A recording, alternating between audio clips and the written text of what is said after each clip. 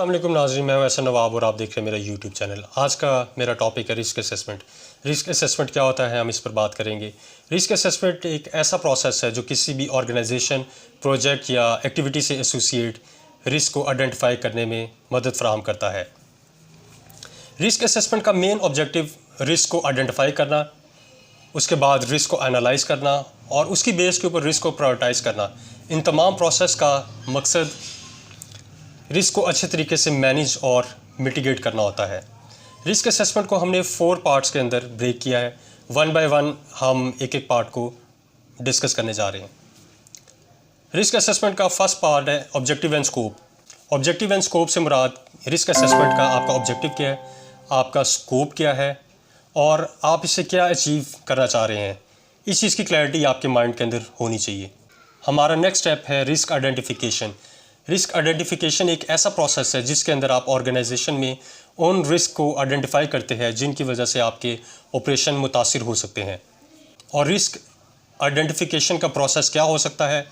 मिसाल के तौर पर आप हिस्टोरिकल डाटा का एनालिसिस कर सकते हैं, आप ब्रेनस्टॉर्मिंग कर सकते हैं, आप एक्सपर्ट ओपिनियन ले सकते हैं और इसके अलावा आप ऑर्गेनाइजेशन के प्रोसेस का ऑडिट कर सकते हैं। उन प्रोसेस के अंदर जो गैप होगा आप उन्हें आइडेंटिफाई करें। उन गैप की वजह से रिस्क अकर हो सकते हैं और जिसका इम्पैक्ट ऑर्गेनाइजेशन पर आ सकता है। इन तमाम एंटिसिपेटेड रिस्क की आप एक चेकलिस्ट तैयार कर लेते हैं। हमारा नेक्स्ट स्टेप है रिस्क एनालाइज।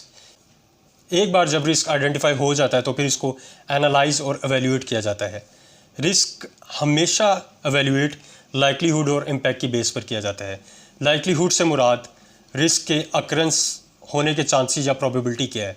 अगर इस अकर होता है तो उसका ऑर्गेनाइजेशन पर इम्पैक्ट क्या होगा, तो ऑर्गेनाइजेशन को किन नताइज का सामना करना पड़ सकता है। इसे लाइक्लीहुड और इम्पैक्ट कहते हैं और इन्हीं लाइक्लीहुड और इम्पैक्ट की बेस पर रिस्क को प्रायोरिटाइज़ किया जाता है।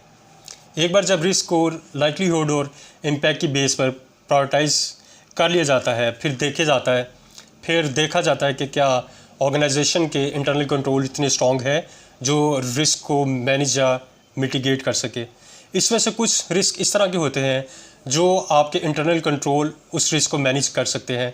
इस तरह के रिस्क को एक्सेप्ट कर लिया जाता है क्योंकि इस तरह के रिस्क के इम्पैक्ट भी ऑर्गेनाइजेशन पर बहुत ज़्यादा नहीं होते। लेकिन कुछ रिस्क इस तरह के ये होते हैं जिनके इम्पैक्ट ऑर्गेनाइजेशन पर बहुत ज़्यादा आ सकता है और इस तरह के रिस्क को ऑर्गेनाइजेशन एक्सेप्ट करने की बजाय ट्रांसफ़र कर देती है। मिसाल के तौर पर आप इंपोर्ट एक्सपोर्ट का काम करते हैं, आपकी शिपमेंट आती भी है, शिपमेंट जाती भी है। आपको रिस्क है कि आपका जो इन ट्रांजिट स्टॉक है वो किसी हादसे का शिकार हो सकता है जिसकी वजह से आपको काफ़ी ज़्यादा लॉसेस का सामना करना पड़ सकता है। आप इस तरह के रिस्क को एक्सेप्ट करने की बजाय ट्रांसफ़र कर देते हैं थ्रू इंश्योरेंस। हमारा लास्ट स्टेप है monitoring and control. Risk assessment एक ऑनगोइंग प्रोसेस है जिसमें वक्त के साथ साथ तब्दीली आती रहती है और आप उसके मुताबिक ही अपनी स्ट्रेटजी और इंटरनल कंट्रोल डेवलप करते हैं। मिसाल के तौर पर आप अभी रिटेल सेक्टर में काम कर रहे हैं और आपकी सेल बेस करती है रिटेल स्टोर पर और अब आपका प्लान है कि आप एक्सपेंशन की साइड पर जा रहे हैं, आप ई कॉम की साइड पर भी आ रहे हैं, आप एक अपना नया इनकम स्ट्रीम जनरेट करना चाह रहे हैं। अब ई कॉम सेक्टर के साथ जो रिस्क एसोसिएट है वो रिटेल स्टोर के साथ एसोसिएट नहीं होगा। तो रिस्क ई कॉम के लिए आपकी रिस्क मैनेजमेंट स्ट्रेटजी मुख्तलिफ होगी और रिटेल स्टोर के लिए आपकी रिस्क मैनेजमेंट स्ट्रेटजी मुख्तलिफ होगी।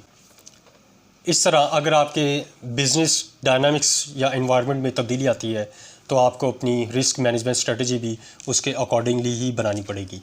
ये था आज का हमारा रिस्क असेसमेंट का टॉपिक। अगर आपको पसंद आया तो काइंडली लाइक और चैनल को सब्सक्राइब कर लीजिएगा। शुक्रिया।